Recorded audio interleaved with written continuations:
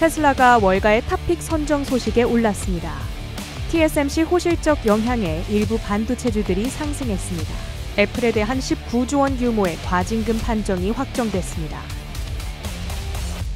출근길 뉴스프레소입니다. 9월 첫 주 매를 세게 맞은 뉴욕 증시가 이틀 연속 반등 시도에 나섭니다. 다만 첫 TV 대선 토론과 FOMC에 대한 경계감에 업종별 차별화가 나타났는데요. 이에 다우는 내린 한편 S&P 500 지수는 이틀 연속 올랐습니다. 간밤 도이체방크가 테슬라를 자동차 부문 탑픽으로 선정했습니다.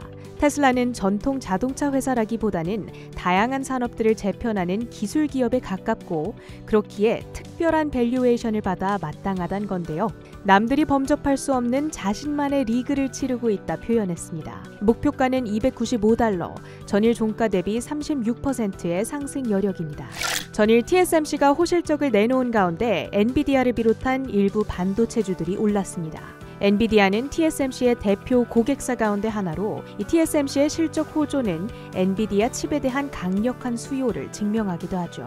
이와 더불어 멜리우스 리서치가 엔비디아와 브로드컴의 현재 밸류에이션이 매력적이라며 매수콜을 제시한 점도 투심을 자극했는데요. 엔비디아는 1.5%, 브로드컴과 AMD는 각각 5%, 3%대의 강세였습니다. 전일 애플의 신제품이 공개된 이후 월가에서는 다소 회의적인 반응이 잇따라 나옵니다.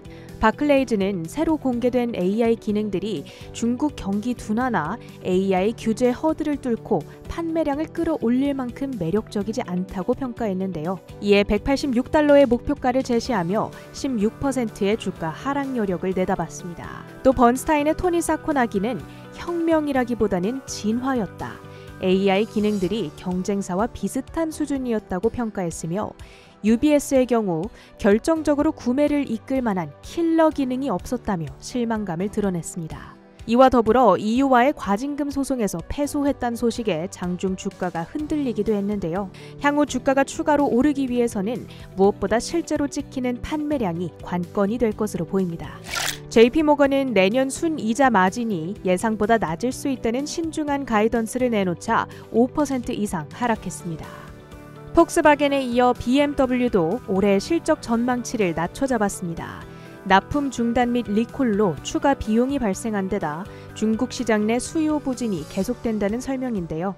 이에 독일 증시에서 BMW의 주가는 11% 급락한 한편 미 증시에서 GM과 포드도 각각 5%, 3%대 밀려났습니다. 오펙이 중국과 미국의 경기 둔화를 이유로 세계 석유 수요 전망을 하향 조정하자 국제유가가 크게 밀렸습니다.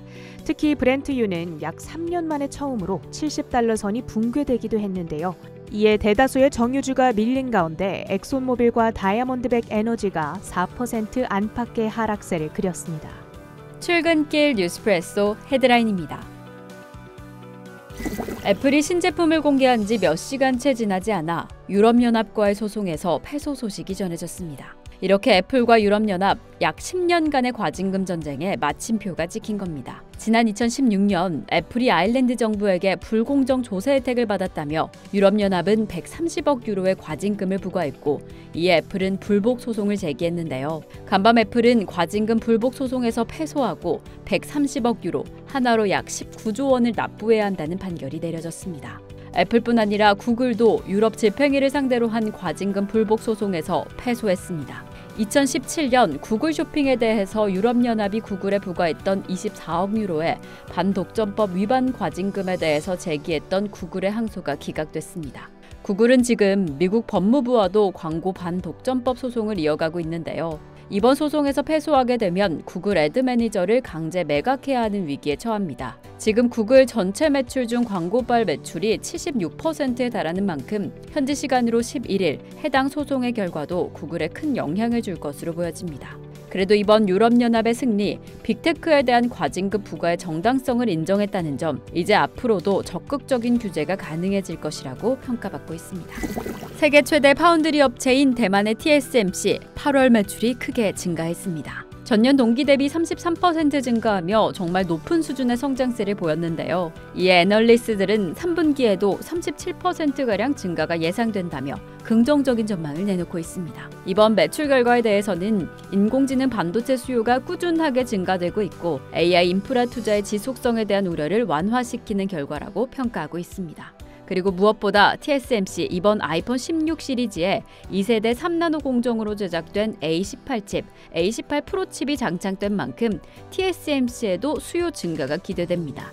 사실 아직은 아이폰 수요 상황에 대해서 정확한 입장은 밝히지 않았지만 그래도 TSMC 측의 늘어날 수요 자체가 기대됩니다. 특히나 3나노 주문 급증이 기대된다고 전했습니다. 이어서 상품 시장입니다. 간밤 오펙은 중국 시장의 성장 둔화 전망을 반영해서 원유 수요 증가분 전망치를 하향 조정했습니다. 이렇게 몰려든 수요 공포에 벤치마크 역할을 하는 브렌트유 2년 만에 배럴당 $70 아래로 하락했고요. WTI는 4% 넘게 급락했습니다. 비트코인뿐 아니라 암호화폐 전반적으로 상승세를 보였습니다. 그리고 국제금리 8월 CPI를 대기하며 하락했고요. 국제금값은 2거래일 연속 상승세 보여줬습니다. 이상으로 뉴스프레소 전해드렸습니다. 다가오는 일정 속에서도 저희 머니투데이 방송과 함께 더 든든한 투자 이어가시길 바라보겠습니다.